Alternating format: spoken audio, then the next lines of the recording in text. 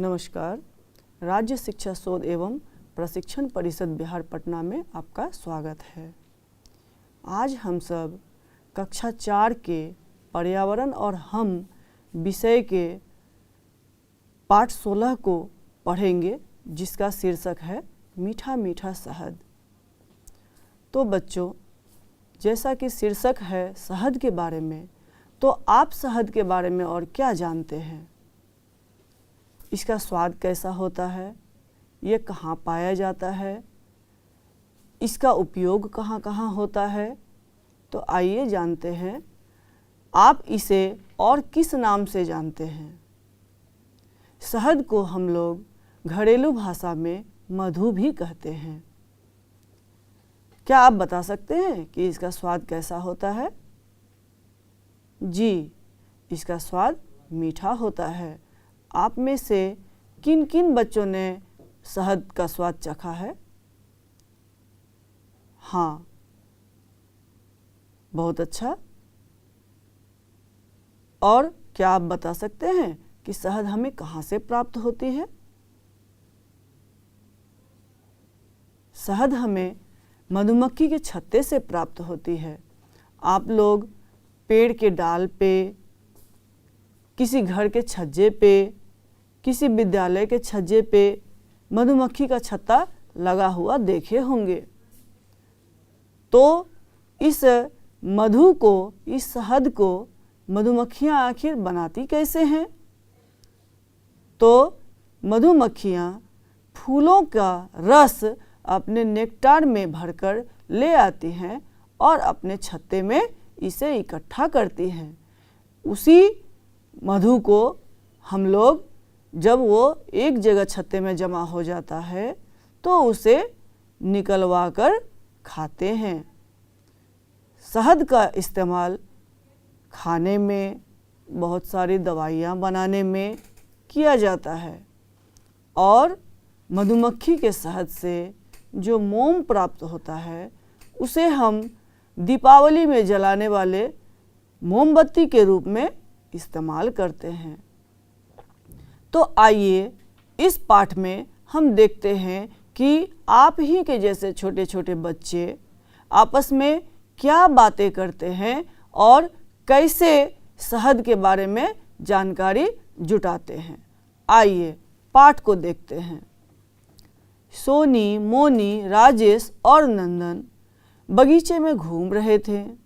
अनायास सोनी की नज़र आम के पेड़ के ऊपर लगे मधुमक्खी के छत्ते पर पड़ी। उसने कहा, अरे कितना बड़ा छत्ता है। सभी बच्चे उधर ही देखने लगे। तो ये 4 दोस्त सोनी, मोनी, राजेश और नंदन बगीचे में घूम रहे होते हैं। तो अचानक ही उनकी नज़र मधुमक्खी के छत्ते के ऊपर पड़ती है। तब वे उसके बारे में जानने के लिए आगे बढ़ते हैं। उसने कहा, कितना बड़ा छत्ता है। तो सभी बच्चे उधर ही देखने लगे। छत्ते के आसपास उन्होंने देखा मधुमक्खियाँ मंडरा रही थी। राजेश बोला, संभल कर रहना, ये मधुमक्खियाँ काट भी सकती हैं। तो बच्चों, आप भी इस बात को जान लीजिए कि जब कभी कहीं कोई मधुमक्खी दिखे तो उसे मारने कुचलने की कोशिश नहीं करनी चाहिए, नहीं तो वो काट लेगी। और मधुमक्खी काटने के बाद उसका डंक जो है जहरीला होता है और काफ़ी दर्द होती है। तो मोनी ने कहा कि ये सिर्फ काटती ही नहीं, हमें खाने को मीठा और पौष्टिक शहद भी देती है। तो बच्चों, क्या आपने मधुमक्खियाँ देखी है? हाँ, मधुमक्खियाँ जो है वो फूलों के ऊपर मंडराती है। तो हम में से बहुत लोगों ने मधुमक्खी देखी है। आपने इन्हें कहाँ कहाँ देखा है? तो ये हमें हमारे घरों में, हमारे स्कूलों में, खेतों में, फूल के बागीचों में दिखाई देती है। क्या आपने कभी मधुमक्खियों का छत्ता देखा है? तो जैसा कि हमारे पाठ में ही दिख रहा है कि आम के पेड़ पर मधुमक्खी का एक छत्ता लटका हुआ है। तो वहाँ हम देख सकते हैं कि मधुमक्खी के छत्ते का आकार किस तरह का होता है? क्या मधुमक्खी के छत्ते में कोई खास आकृति होती है? हाँ, इसके छत्ते में एक खास तरह की आकृति पाई जाती है जो 6 कोणीय होती है, जिसे हम षटकोण की आकृति भी कहते हैं। तो इसकी आकृति को हम अपनी कॉपी पर भी बनाएंगे। नंदन ने कहा, मधुमक्खियाँ हमारे लिए बहुत उपयोगी हैं, हमें इनके बारे में जानना चाहिए। सोनी बोली, पास ही उमा दीदी रहती है जो मधुमक्खी का पालन करती है। चलो उनसे मधुमक्खियों के बारे में पता करते हैं। तो सभी बच्चे मिलकर उमा दीदी के पास जाते हैं। सभी बच्चे उमा दीदी के पास पहुंच गए। उमा दीदी ने उनका स्वागत करते हुए पूछा, बच्चों, आज सवेरे सवेरे कैसे आना हुआ? सोनी ने कहा, हम मधुमक्खियों के बारे में जानना चाहते हैं। उमा दीदी ने कहा, मधुमक्खी अत्यंत ही उपयोगी जीव है। हजारों वर्षों से इनसे शहद और मोम प्राप्त किया जाता रहा है। राजेश ने पूछा, मधुमक्खियाँ शहद और मोम कैसे बनाती हैं? उमा दीदी ने बताया कि छत्ते में मादा श्रमिक मधुमक्खियाँ होती हैं जो फूलों से रस चूसकर शहद बनाती हैं। इनके पेट से ही मोम निकलता है। नंदन ने पूछा, क्या छत्तों में मादा श्रमिक मधुमक्खियों के अतिरिक्त और तरह की मधुमक्खियाँ होती हैं? उमा दीदी बोली, हाँ, छत्ते में 3 तरह की मधुमक्खियाँ होती हैं। सबसे बड़े आकार की रानी मधुमक्खी तथा सबसे छोटे आकार वाली मादा श्रमिक मधुमक्खियाँ होती हैं तथा मध्यम आकार के कुछ नर मधुमक्खी भी होते हैं। तो क्या समझा बच्चों आपने? मधुमक्खियाँ कितने तरह की होती हैं? मधुमक्खियाँ 3 तरह की होती है, रानी मधुमक्खी, मादा श्रमिक मधुमक्खी और नर मधुमक्खी। मोनी ने पूछा, ये मधुमक्खियाँ क्या क्या काम करती हैं? उमा दीदी ने कहा, रानी मधुमक्खी ही एकमात्र अंडे देने वाली मधुमक्खी होती है। इसके द्वारा छत्ते की सभी मादा श्रमिक एवं नर मक्खियों का जन्म होता है। मादा श्रमिक मधुमक्खियाँ छत्तों का निर्माण करती हैं, जबकि नर मधुमक्खी संतान उत्पन्न करने में सहयोग करते हैं। तो इस तरह से तीनों मक्खियों का काम आपस में बांटा हुआ है। रानी मधुमक्खी जो अपना छत्ता में रहती है, मादा श्रमिक मधुमक्खी मधु इकट्ठा करती है, छत्ता बनाती है तथा नर मधुमक्खी संतान उत्पन्न करते हैं। बच्चे अभी बात कर ही रहे थे कि उन्हें आकाश में गोल गोल चक्कर में घूमती हुई मधुमक्खियों की भिनभिनाहट सुनाई दी। नंदन ने कहा, दीदी ऊपर देखिए मधुमक्खियाँ। उमा दीदी बोली, ये मादा श्रमिक मधुमक्खियाँ हैं। इन्हें फूलों के रस के बारे में पता चला है, जिसकी सूचना वे अपने सहयोगी मधुमक्खियों को विशेष प्रकार से नाच कर भेज रही हैं।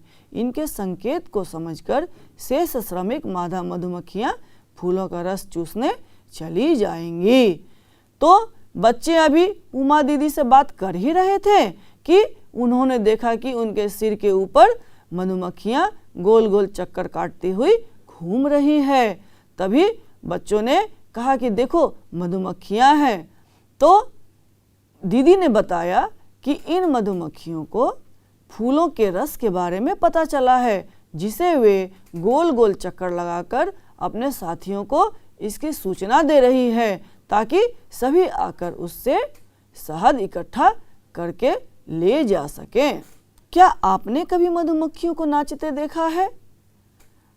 तो जब भी किसी इलाके में शहद के बारे में, फूलों के रस के बारे में मधुमक्खियों को पता चलता है, तो वे अपने बाकी साथी मक्खियों को गोल गोल नाचकर, गोल गोल घूमकर इसकी सूचना देती हैं, ताकि सभी मधुमक्खियाँ इकट्ठे आएं और फूलों का रस लेकर जाएं।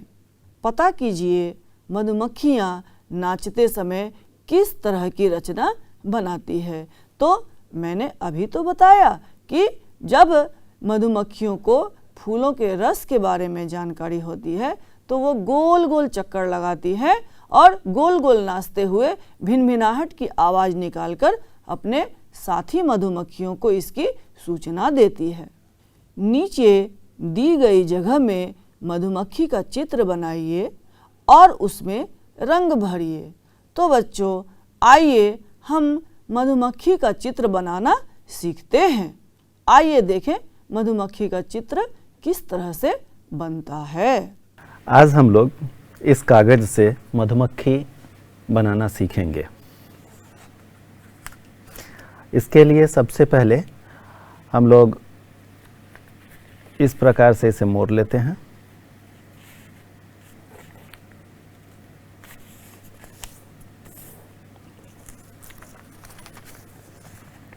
फिर दूसरे किनारे को इस तरीके से मिलाते हैं।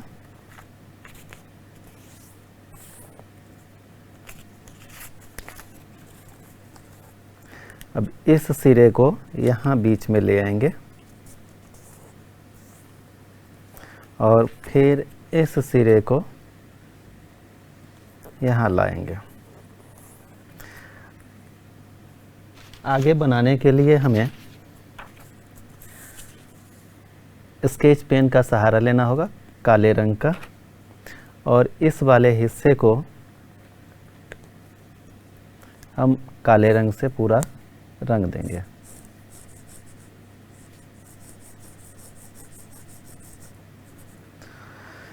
इसके बाद इस दूसरे वाले हिस्से पर हम काले रंग का लाइन बना लेंगे, रेखा खींच लेंगे। इन रेखाओं को थोड़ा सा मोटा करेंगे।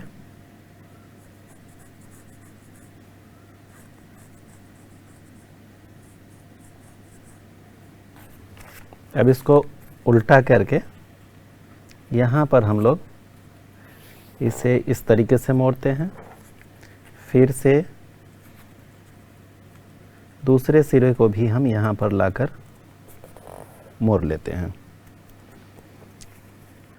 अब हम इसे यहाँ पर उल्टा घुमाएंगे और फिर इस वाले सिरे को यहाँ से मोड़ लेंगे। पुनः दूसरी तरफ से भी उसी तरीके से घुमाएंगे और इसे हम इस तरीके से मोड़ लेंगे। ये वाला सिरा थोड़ा सा हम यहाँ मोड़ेंगे और थोड़ा सा यहाँ मोड़ेंगे और फिर इसे खोलकर और अंदर की तरफ मोड़ देंगे। इसे भी खोलकर अंदर की तरफ मोड़ेंगे। इसे यहाँ पर हम ऐसे लाएंगे और फिर ये इसके अंदर से इसे हम इस तरीके से मोड़ेंगे और दूसरी तरफ से भी फिर अंदर वाले सिरे को मोड़कर हम यहाँ तक ले आकर अच्छे तरीके से इसे मोड़ लेते हैं।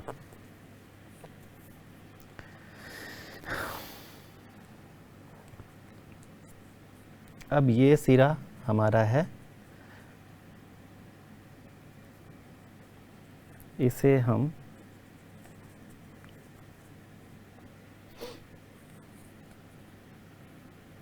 मोड़ेंगे, यहाँ पर लाएंगे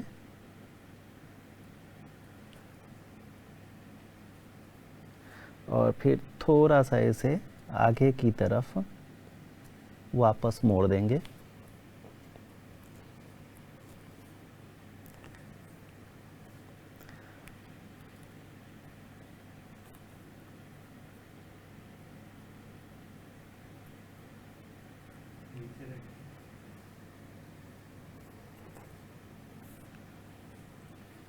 और ये हमारा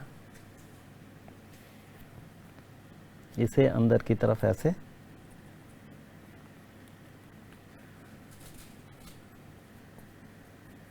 थोड़ा सा मोड़ेंगे और इस तरह से ये हमारा मधुमक्खी या भौरा तैयार हो गया। तो देखा बच्चों, इस तरह से हम और आप भी मिलकर मधुमक्खी का चित्र बना सकते हैं। आज हम सब क्लास खत्म होने के बाद फिर से मधुमक्खी का चित्र अपनी अपनी कॉपियों पर बनाकर दिखाएंगे। सोनी ने उमा दीदी से पूछा, दीदी मधुमक्खियाँ किस प्रकार पाली जाती है? उमा दीदी बगीचे में पड़े बक्से को दिखाते हुए बोली, लकड़ी के एक आयताकार बक्से में मधुमक्खियाँ पाली जाती हैं।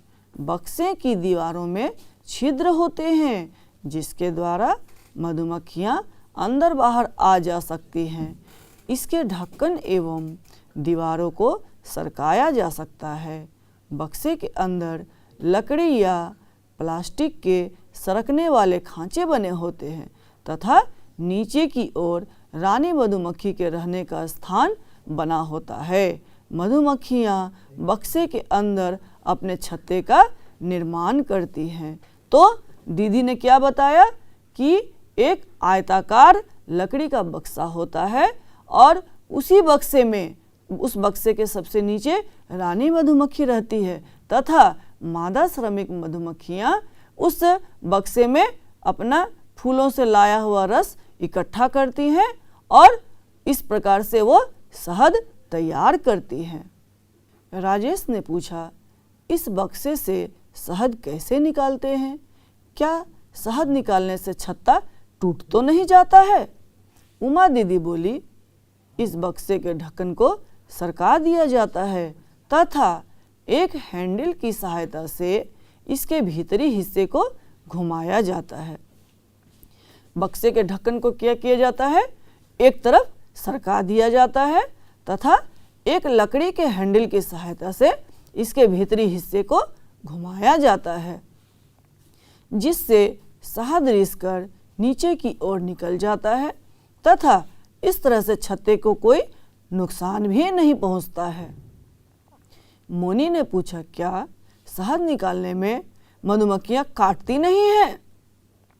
उमा दीदी ने बताया कि शहद निकालते समय विशेष प्रकार के पोशाक से पूरे शरीर को ढक दिया जाता है। कुछ लोग कंबल भी ओढ़ लेते हैं। बचाव का उपाय करने के बाद भी कभी कभी मधुमक्खियाँ काट लेती हैं। तो बच्चों, शहद किस तरह से निकाला जाता है? शहद निकालने वाला व्यक्ति वो प्रशिक्षित होता है, वो शहद निकालने का काम ही करता है और जब वो शहद निकालने के लिए जाता है तो वो अपने शरीर को पूरी तरह से ढक लेता है और कुछ लोग कंबल भी ओढ़ लेते हैं। लेकिन इतनी सावधानी रखने के बाद भी कुछ लोगों को शहद निकालते समय मधुमक्खियाँ काट लेती हैं। नंदन, दीदी शहद का हम लोग क्या क्या उपयोग करते हैं? उमा दीदी ने बताया, शहद खाने के काम में आता है। इसका उपयोग दवाइयों के रूप में किया जाता है। सोनी, दीदी शहद बाजार में कैसे बिकता है? उमा दीदी बताती है कि हमारे जैसे शहद उत्पादक 100 से 125 रुपये प्रति किलोग्राम शहद बेचते हैं। जहाँ पर शहद उत्पादन किया जाता है तो उस जगह पे 100 से 125 किलो रुपये प्रति दर से शहद बिकता है, लेकिन दुकानों में 250 से 300 रुपये प्रति किलोग्राम शहद बिकता है। तो बच्चों, आप भी अपने घर से यह पता करके आएंगे, अपने माता पिता से यह पूछ कर आएंगे कि आपके यहाँ शहद कितने रुपए प्रति किलो की दर से बिकता है। राजेश, दीदी आपका बहुत बहुत धन्यवाद। आपने हमें मधुमक्खियों के बारे में बहुत सी जानकारी दी। उमा दीदी, चलो अब मैं तुम्हें शहद खिलाती हूँ और उमा दीदी सभी बच्चों को शहद निकालकर खाने देती है। बच्चे शहद खाकर बहुत खुश हो जाते हैं। तो बच्चों, ये तो हमने पाठ में पढ़ा कि शहद किस तरह से उत्पादन किया जाता है। शहरों में, गांवों में जहाँ मधुमक्खी पालन का कार्य किया जाता है, वहाँ किस तरह से लकड़ी के बक्से में मधुमक्खी पालन किया जाता है और जब शहद निकालना होता है तो उसके ढक्कन को एक साइड हटा दिया जाता है तथा लकड़ी के हैंडल से घुमा घुमा करके शहद को टेढ़ा करके नीचे गिराया जाता है। तो इस तरह से हमने शहद के बारे में, मधुमक्खी पालन के बारे में तो जानकारी ली। क्या आप बता सकते हैं कि हम इस तरह से और किन किन जानवरों को पालते हैं तथा उन जानवरों से हमें क्या क्या चीज़ प्राप्त होती है? तो आइए हम जानते हैं। जैसे हम मुर्गी पालन करते हैं, तो मुर्गी पालन से, जहाँ फार्म हाउसों में मुर्गी पालन किया जाता है, तो मुर्गियों से हमें अंडे प्राप्त होती है और मांस प्राप्त होता है। इसी तरह से डेयरी में जहाँ गाय भैंसों का पालन किया जाता है, तो उन गाय भैंसों से हमें दूध प्राप्त होती है। इसी तरह से पहाड़ों पे जहाँ भेड़ पालन होता है, तो वहाँ उन भेड़ों से हमें ऊन प्राप्त होता है।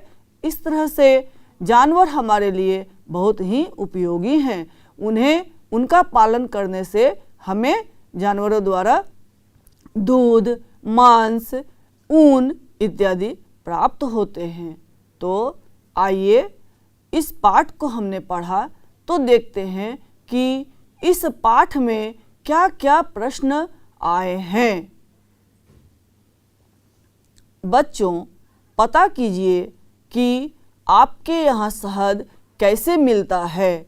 जैसे शहरों में या गाँवों में, फार्म हाउसों में जहाँ मधुमक्खी पालन होता है, वहाँ से तो शहद प्राप्त होता है। तो आपके शहर में शहद किस प्रकार प्राप्त होता है? हमारे यहाँ जहाँ मधुमक्खी पालन नहीं होता है, वहाँ मधुमक्खी पालने वाले शहद लेकर घूमते हैं और घूम घूम कर शहद बेचते हैं। अगला प्रश्न है कि क्या आपके यहाँ कोई मधुमक्खी पालन करता है? तो आपको यह पता करना है कि आपके यहाँ मधुमक्खी का पालन होता है या नहीं। क्या आप मधुमक्खी पालन का व्यवसाय अपनाना चाहोगे और क्यों? बच्चों, अभी तो आप छोटे हैं। जब आप बड़े होंगे तो क्या आप मधुमक्खी पालन का व्यवसाय करना चाहेंगे? और अगर करना चाहेंगे तो क्यों?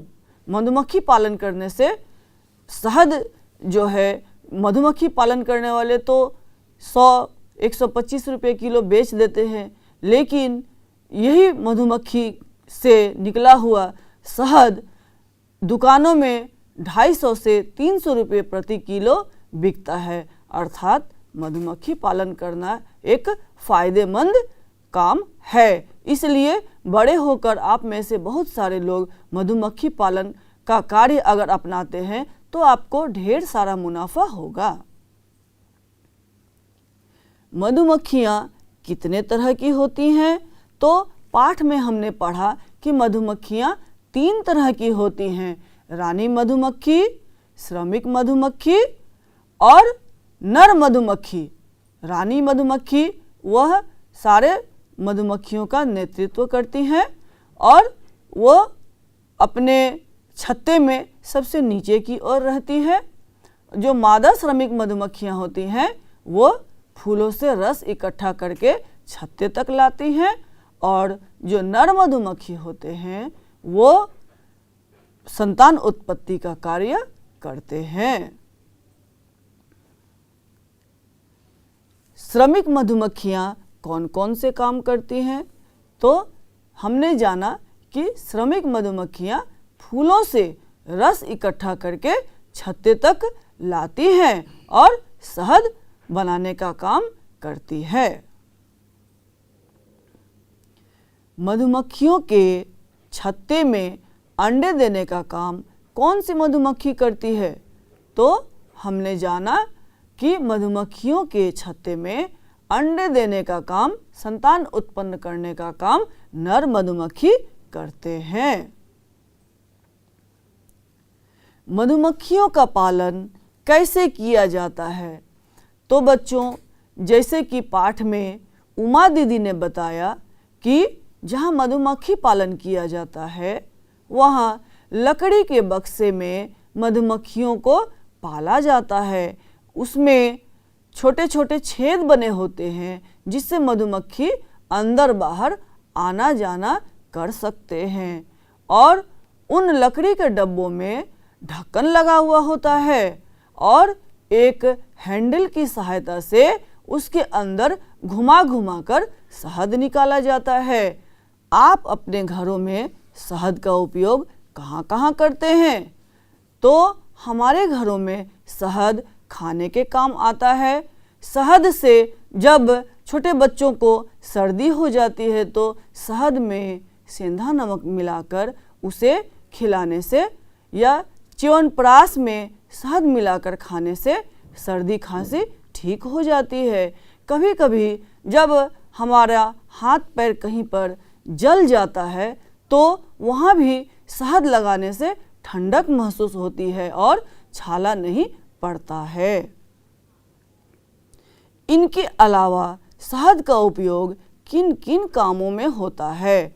तो जैसा कि हमने जाना कि शहद का उपयोग कुछ दवाइयाँ बनाने में की जाती है, कुछ साबुन बनाने में, कुछ सौंदर्य उत्पाद बनाने में शहद का उपयोग किया जाता है।